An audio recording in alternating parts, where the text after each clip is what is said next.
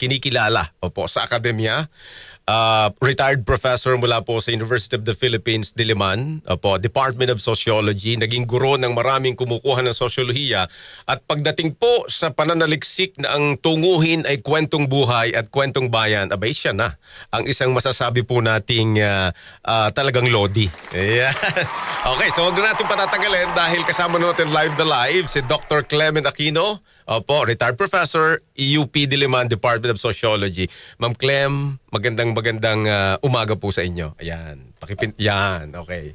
Ayan. So, Ma'am Clem, magandang umaga po at kumusta inyong umaga, ma'am? Maayos naman, Ricky. Maayos ako nakarating dito. Yan. For your information, alam niyo po ay hindi ito unang beses na narinig sa DCXL si Ma'am Clem. Actually, ang unang pagsahimpapawid ni Ma'am Clem dito several years ago, ma'am, ano? Yung noong sinelebrate ang anibersaryo ng Yolanda. Na nag-present din kayo ng pananaliksik kasama ang grupo ninyo, no? Alright. Sige. So ma'am, siguro umpisahan natin sa ganun dahil napaka-special po din sa akin nitong segment na ito. Yung titulo, sabi ko nga, inspirasyon po natin si Ma'am Clem sa dami ng kanyang mga ginawang pag-aaral na po rito. Kaya siya ang makapagbibigay po sa atin. Ano po ba talaga ang kahulugan ng kwentong buhay? Lagi natin ito naririnig kwento-kwento ng buhay. And then yung kwentong bayan. No? Anong ibig sabihin po ng Ma'am Clem? Una muna, Ricky, pagbati sa inyong mga taga-subaybay. Magandang umaga at mga taga-pakinig at taga-panood. Magandang umaga po sa inyong lahat. Yung kwentong buhay ay larangan ng pananaliksik. Yan. Ibig sabihin ay maraming panahon ang ginugugol para magpakwento, hindi lamang mag-interview, magpakwento sa mga ordinaryong mamamayan. No? Dahil kung titingnan natin sa literatura, nagsimula ang kasaysayan ng mga kwentong bayan sa mga biographies na nakatuon sa mga kilalang tao, sa mga may kapangyarihan, at karaniwan ay mga lalaki. So, kinikilala natin yung ambag ng mga nag-aaral ng kababaihan sa women's studies na nagbigay ng puwang para pakinggan din ang mga kwento ng mga kababaihan at maitampok ang mga ito. Ang malaking pagkakaiba sa mga kanluran ng lapit sa pagsasagawa ng kwentong buhay ay dahil ang ating kalinangan at ang diwa ng mga Pilipino ay hindi nakatuon sa sarili. Ayun. O sa individual. Opo. No, sinasabi natin na kung methodological individualism ang framing sa kanluranin na perspektiba, sa atin ay matingkad yung kapwa. Kapwa, oo. Kaya kahit yung feministang ina, babae, higit sa lahat pa rin siya ay ina ng tahanan. Sa loob ng pamilya. Sa loob ng pamilya. At yun yung diwa na gumagabay sa kanyang pagiging isang aktibong babae. Parang yung nabanggit mo, ma'am, na kwento ng karaniwang tao. Opo. And then 2 points yun yung kwento ng karaniwang tao. Tapos sabi ninyo, kadalasan ang kwento kasi na sasabihin pa o maaring nasabi na o naisulat na ay kwento ng nasa kapangyarihan, kwento ng, kagaya yung sinasabi ko kanina, mga state actors sa mga issue. So ang ibig mo sabihin, ma'am, yung kwento ng tao na malaki din naman ang kinalaman sa mga issue ito, hindi masyadong napag-uusapan. Or paano ba? Hindi naikukwento pa? O kulang pa? O paano ibig sabihin nun, ma'am? Palagi ko ang pinakamagandang paglalahad niyan para sa ating mga nasa pananaliksik, sa ating nasa akademya, ay hindi natin masyadong nabibigyan ng puwang o spasyo. Walang space. Hindi ko sinasabing wala silang tinig. Kasi may boses sila, may tinig sila. Nasa atin na magbigay ng puwang sa kanila dahil mahalaga yung kanilang binabahagi. Hindi lamang sila mahalaga kapag nangangampanya tayo para sa eleksyon. Tama. Yun yung mabigat, Ricky. Na, kaya mahal ko ang radyo Kasi hindi lang sila nararamdaman ng mga tao sa panahon ng kampanya. Lagi-lagi na ang tuon ninyo ay pakikipag-usap sa taong bayan. Ordinaryong ang tao. Gamit ng kanilang wika. Opo. So walang gap. No, pagka sila'y nilalapitan ng mga nasa kapangyarihan lamang kapag panahon ng eleksyon, ibang pumapasok sa kanilang isip. Parang ginagamit lang ba ako nito? Kaya nagkakaroon ng malaking puwang para sa pakiramdam nila ay nakikipag-ugnay sa kanila. Tulad ng mga artista, Opo. ng mga politikong magaling magsalita. Ngayon yung mga influencer. So, nagbibigay tayo ng napakalaking puwang sa kanila. At sa Opo. tingin ko ay isang kakulangan yon, kahinaan ng agham panlipunan, ng akademya, na bigyan ng kaukulang puwang ang kapangyarihan ng ordinaryong mamamayan. At ang radyo, ma'am, nakikita ninyong espasyo. Magandang espasyo para dito para tumugon dito sa mga puwang na ito. Oo. Opo. Alam ko, nilakhan ko yan. At parang batang radyo kayo. Batang radyo ako at saka hindi mo kinakailangan nakaupo at nanonood. Kahit may ginagawa ka. Kaya siguro hiyang din sa ordinaryong mamamayan. Pero yung kapangyarihan ng pakikinig kaysa sa panonood, kinikilala ko rin. Kasi minsan nakatingin ka pero wala doon ang isip mo. Oo nga, no? Naglalayag ang isip mo. Nakatingin ka, akala mo. Blank ang tama. Pero pag nakikinig ka, di ba, alam natin, sinasabi ng mga nanay natin, makinig ka. Makinig ka mabuti. Hindi naman yung sinasabing tumingin ka Oo nga, sa akin. manood ka. Tama. Laging nangunguna yung makinig ka. Kasi conscious yun eh. Opo, kamalayan. Yun yung sa kamalayan. Tapos ikalawa, Ma'am Clem, na binanggit mo kanina, doon sa una mong binanggit, ay yung kanluranin. Ang ibig sabihin po nito ay mga perspektibo pananaw na hindi atin. Kumbaga hindi nagmula sa atin. Paano po yan, ma'am? Sa pagkukwento ng buhay natin, paano ba naapektuhan yan yung kwentuhan natin na hindi nag-uugat sa atin? Ano mo nga na konti doon, ma'am? Anong ibig sabihin nun? Halimbawa, sa ating kamalayan, ang pinakamahalagang salita para sa ating mga Pilipino, sa tingin ko, walang iba kundi ang bayan. Bayan, yan, oo. Kapag inawit ang lupang hinirang, sinasabihan tayong tumayo. Yes. Consciously. Oo. Pero pag inawit ang bayan ko, may ibang umiiral sa ating diwa. At inaawit natin yan sa panahon, hindi lamang dahil kinakailangan tuwing Lunes, kundi sa panahon na inuudyok natin at ginigising natin ang ating diwa. So yan ang matingkad sa ating kamalayan. Pero Ricky, sa akademya, ilan ang nakakaunawa ng pinanggalingan ng salitang bayan? Yung ugat. Yung ugat. Ugat nito. Ano nga bagang ugat niyan? Sa social sciences. Opo. Kilalanin natin yung mga dalubhasa, mga nasa kasaysayan na naglinang, nag-aral na nito, sila Dr. Sue Salazar. Pantayong pananaw. Pantayong pananaw. Na ang bayan ay nagsimula sa bahayan. Ayan. Bahayan, ha? Walang bayan, walang Bahayan. mga bahayan. Oo. Bahay-bahay. Bahay-bahay, oo. At makikita mo na dito yung pag-uugnayan. Opo. Kaya mapangugnay ang mga Pilipino. Makikita natin yan sa mga Pilipinong pumupunta sa mga tennis matches ni Alex Ayala. Opo. Sa mga sumusubaybay sa Bini. Sa mga Kay Manny Pacquiao. Sumusubaybay kay Manny Pacquiao. So ibig sabihin, kailangan ding, kumbaga, malay tayo na pag nagkukwento tayo, buhay man o bayan, yung nakaugat po dun sa ating kamalayan.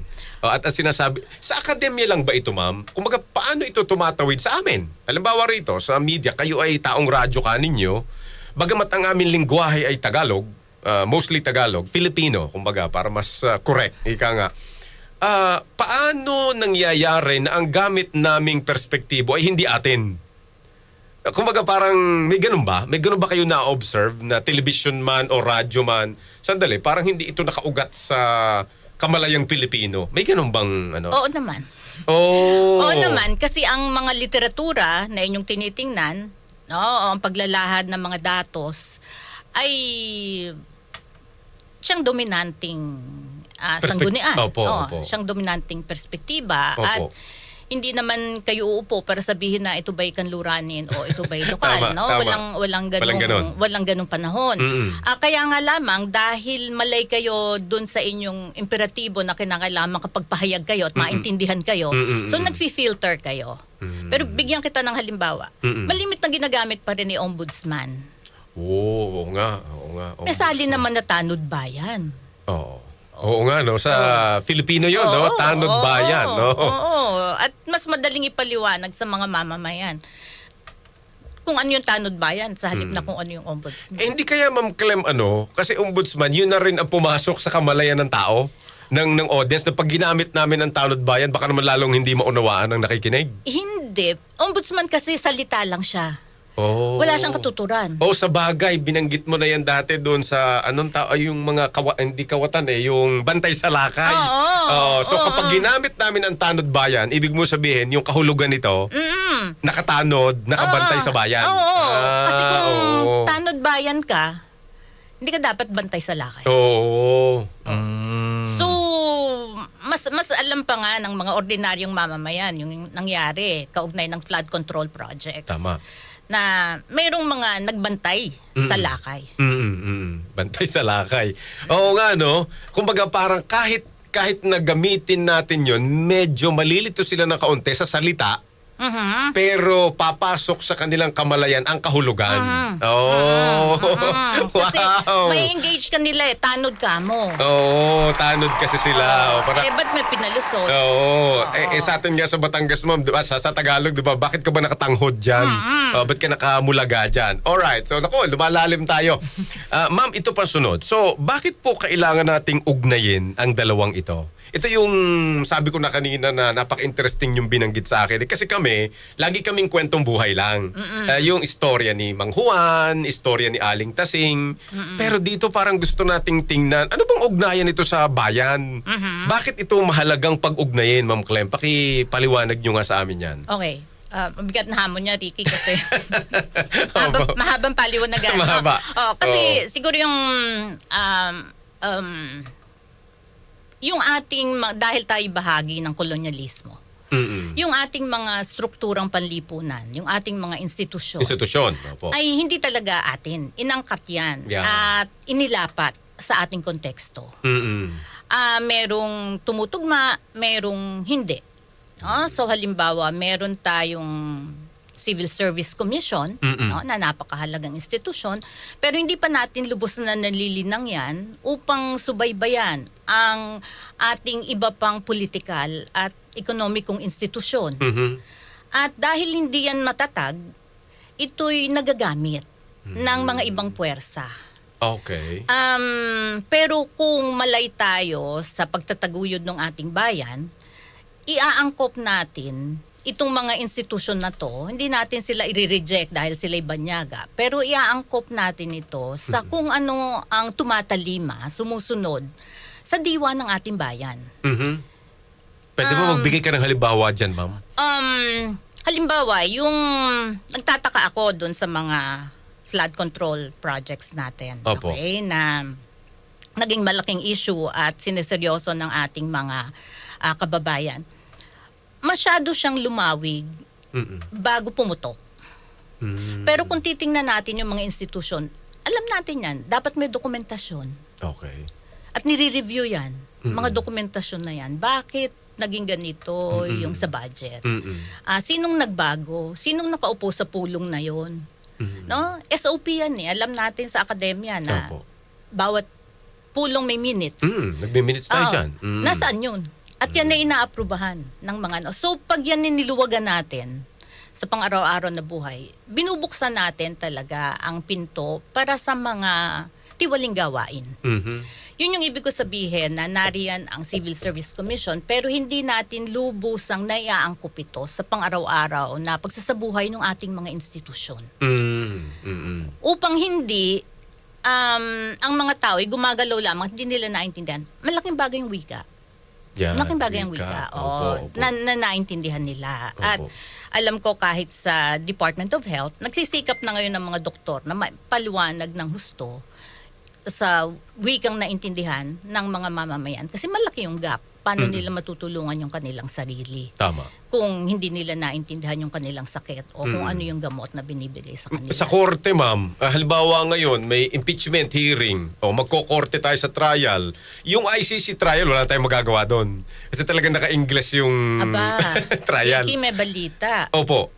na magbibigay ang ICC sa wikang Filipino. Wow! Oh, yun ang Salin. yun ang maganda ron. Oh, yun ang ibig ko sabihin Opo, na opo. yung institusyon ay hindi perpekto pero umaangkop sa kung ano yung pangangailangan. Tama. Nag-grow yung ICC sa kung ano yung pangangailangan. Tsaka Ma'am Clem, interesting yan, no? Sila pa na nasa banyagang, di ba, lokasyon, sila pa yung maganong effort na magta-translate for us. Kasi nga sa atin yun, ano? Kasi ang pinakamahalagang elemento ay yung mga biktima. Oo. At kung tama. hindi nila naman naunawaan at naunawaan. umaasa sila sa salin, Oo. kagaya ng ginagawa sa UP Diliman, maganda yung kanilang effort. Pero may mga tao doon na nagsasalin para doon sa mga biktima. Oo. Wala Wala rin. nabanggit mo sa korte, paano mo maipagtatanggol lang yung sarili kung Tama. hindi mo lubos na naintindihan? So, integral yung wika. Bagaman at naunawaan ko rin sa akademya ay minority yung nagsusulong. Pero may paninindigan sa tingin ko yung mga nagpapalawig nito. So, ito na Ma'am Clem, kayo ay actually nasa ano nga, ibinigay ko sa digital natin yung bago ninyong aklat na Kwentong Buhay, Kwentong Bayan. Parang gusto nating magbigay kayo ma'am ng halimbawa ng ugnayan nga ng kwentong buhay at kwentong bayan base sa inyong mga ginawang pananaliksik. Sa agrikultura, meron kayo niyan. Panahon ng Hapon. Ma'am, yung bigyan mo kami kahit isa o dalawang concrete example na nakita ninyo yung matingkad na ugnayan nga ng kwento ng buhay-buhay at sa bayan, kwento bayan. Okay. Bibigay kong halimbawa ay yung mula sa aming lugar, sa San Pablo. Yan. Sa Sampaloc Lake. Alam mo, excuse me, Ricky, sasabihin ko, ang isang advantage ng nasa social research, kami naglalaan ng panahon. Yan. Kaya, yun yung dapat ambag namin sa media. Kasi wala kayong panahon. Oo. Lagi nagmamadali. Hindi. Kasi Oo. kailangan nyo kung ano yung mahalaga ngayon eh. Opo, opo. Hindi yung The kahapon. urgency. Oo. Oo. Kami yung nasa field. Kaya dapat may mga ganitong pagkakataon na magkakatulungan tayo. Mafi-filter nyo rin kung ano yung higit na mahalaga. So meron kaming kinapanayam isang mangingisda na lumaki sa tabi ng lawa Opo. ng Sampaloc. No? At alam niya yung lawa nung malinis na malinis pa ito, doon siya lumaki. Hanggang ngayon, at alam niya yung mga suliranin doon. Alam niya yung mga struktural na problema, mga nagaganap doon. May ideya siya kung paano gagawa ng paraan. Implement ang mga batas. Hindi napaka-komplikado. No? Nakakatuwa dito, Ricky, yung pakikipag-ugnay ng mananaliksik sa mga mangingisda. Dahil mahalaga na alam nila kung ano yung kanilang binahagi at sinasang-ayunan nila kung ano yung isa sa publiko namin. So mga mahigit na 12 pages yung transcript. Yapo. Binigyan ko siya ng pagkakataon, binasa niya. Alam mo, Ricky, mga 50 corrections ang ginawa niya. Kinorek kayo ng mangingisda. Yun Opo. yung kanyang Opo. pagpabahagi. Opo, opo. So, sabi niya, alam mo kasi Clement, ito, ganyan yan. Opo, ang opo. ganda ng pagkakataon na yun Opo, na opo. hindi ko, nasa larangan ako ng pananaliksik pero wala akong alam tungkol sa pangingisda at sila yung may alam, tungkol Oo. dyan. Opo. At sa mga tulad ng nalalaman ninyo, kaya kami nagawa ng pag-aaral na yon dahil udyok nung nangyari sa atin nung bagyong Yolanda. Opo, opo. Hindi tayo pwedeng take two Oo. sa pagtugon at kinakailangan paghandaan natin yan kung paano tayo tutugon. Kaya yun yung isang ambag namin sa Agampan Lipunan, no? At nahamit dahil nagkaroon kami ng bagyong Glenda sa lahat ng field sites nung bago yung pananaliksik. At kinakailangang pagyamanin pa yung mga paraan na yon ng pagtugon na iwasan. Dahil sa bagyong Glenda, maraming mga nakatira doon sa tabi ng lawa ang nailipat. Marami Opo. sa kanila voluntarily. So yun yung udyok ng pagkakataon. Pero hindi tayo dapat umasa sa krisis para tumugon sa pangyayari. Oo. Dahil- Dapat kahit walang krisis, tumutugon. Kasi lalong lalala yung krisis. Totoo. Totoo po yun. Kung structurally ay mahina ang ating lipunan. Opo. Kaya mahalaga yung ambag ng mga magsasaka at ng mga mamamayan dahil sila yung nagsasabuhay ng kung ano yung bayan. Yan. Hindi natin sila pwedeng diktahan. Diktahan. Oo. Oo. Sila ang may alam eh. Sila yung nandun. Oo, at Opo. tayo dapat magtulungan kasi alam natin kung ano yung what works, lalo na yung mga nasa agham. Science. Oo, mahalaga yon. Subalit para sundin, dapat naunawaan nila. Opo. At hindi sila dapat ma-insecure na sila'y naisang tabi o wala silang alam. Opo. Yun yung problema. Na unwittingly ay nagiging tulay tayo na parang iparamdam na lahat ng kailangang gawin ay ituturo sa kanila. Yeah. Palagay ko ay hindi tama yun. Opo. Naku, sayang naman, no? Dahil we're down to our parang last few minutes, no? Pwede ba isang oras na kami dito? Pwede ba dagdagan? Magagalit sa atin si Kuya Sander. Ma'am, ito yung huli kong tanong. Ngayon po ay edad ng social media, may artificial intelligence na, Ma'am Clem, alam natin at kayo ay nasa social media rin. Ang dami na nagkukwento. Napakadami na actually na ikwento. Sabi nyo nga, may tinig naman eh. Pero sa inyo pong observation bilang pantas po rito, meron pa po bang mga dapat maikwento, mahalagang maikwento sa buhay-buhay natin na hindi nyo nakikita? Sa social media. Sa social media o sa pangkabuuan na po? Yes. Oo, una sa social media kasi ako, bagaman at gumagamit ako niyan, hindi ako masyadong palagay dahil ako'y mananaliksik. Okay. No? Ang magandang nakakapture ng social media ay yung mabilisang reaksyon. Yes. Yung spontaneous reaction. At yan ay mas larangan ng nasa psikolohiya. Okay. Ano yung iniisip, ano yung immediate reaction, ano yung emotion na lumabas. Maganda rin yan. But it's also very revealing, Ricky. And dahil ako'y lumaking mananaliksik, nag-aral ng pananaliksik, mahirap magsabi na ganito ang pananaw ko, pero pag pinag-aralan ko pala, ay mali pala ako.